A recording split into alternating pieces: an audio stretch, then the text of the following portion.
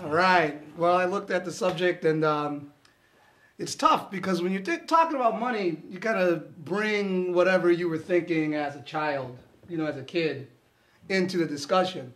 And when I was a kid, a lot of the people who I perceived to be super rich were people who I basically or essentially liked or admired, you know, like an athlete, you know, Roger Staubach or whatever, Fran Tarkenton. And you read like, wow, he's making $400,000 a year. And you're like, damn, that's super rich. But you wouldn't mind being Roger Staubach or Fran Tarkenton, so, you know, it's okay. You know, I read Peter Jennings, you know, he's making $1 million a year. It's like, wow, you know, that's a lot of money. I want to get into journalism. You know, it's like you're not mad at them for making that money because, you know, you kind of like them. Plumbers, you know, $27 an hour. Damn, that's a lot of money. You know, so when I was like thinking about this subject, I'm like, well, but you do get older and you do get more worldly or whatever, and you find out, you know, it's not Kobe Bryant and Elton Brand that have all the money.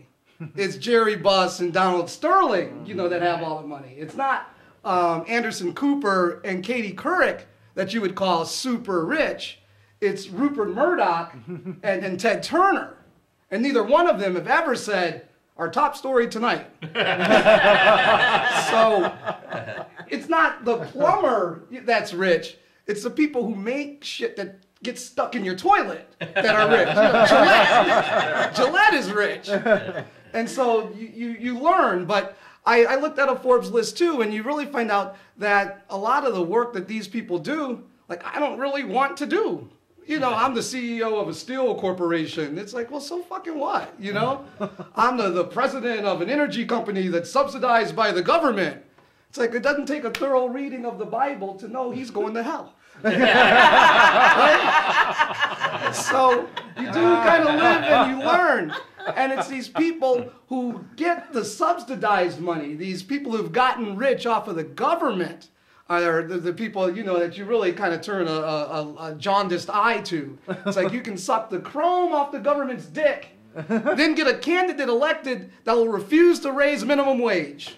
It's like, my God, well, you're actually talented. You know? And so you got to kind of respect people for being the best at what they do.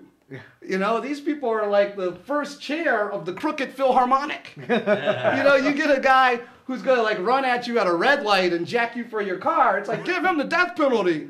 But if you got a man that says, well, your concert ticket is $40, but your credit card bill is going to say $52.65, that guy's a genius. And you sort of have to acknowledge that, you know? The Dianne Feinsteins who can sit on a defense committee and steer contracts to her husband's companies and still be like, I'm pro-abortion until the child can walk. You know, well, they're an humanitarian, you know, but that's just something that I can't do. So it's hard to kind of call them royalty, and it's hard to kind of hate them because I'm not really interested in their shenanigans. The people who get me are those people who make between like $500,000 and $2 million a year.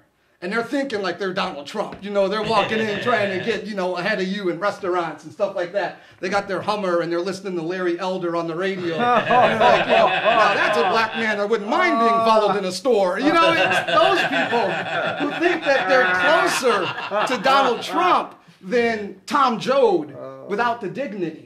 Are the people that I want to get. Because if we can get that little class of people, maybe we could do something about the super rich. I'm the real Steve Smith, and I'll see you in the big money round. Real Steve! Nice. Very cool. You know, I mean, here's my idea on the super rich. Tax the fuck out of them. That's right. Super tax. You know, I just... Yeah, exactly. Because... what's going on where they're only being taxed at 35% and they're still moving their corporations down to the islands, the Bahamas and that kind of stuff. It's wrong. Everybody's moving to London and Dubai. Turns out London is a tax haven as long as you're not making your money in England. Wow. So all the rich people, that's where to go, you know, and so now people in London are getting run out of the high-end housing, just like people have in Manhattan. Hey, Hey, how are you doing? I'm doing good. All right, well, we have my good friend Laurie Buckley here, and she doesn't have a website. No, not yet. All right.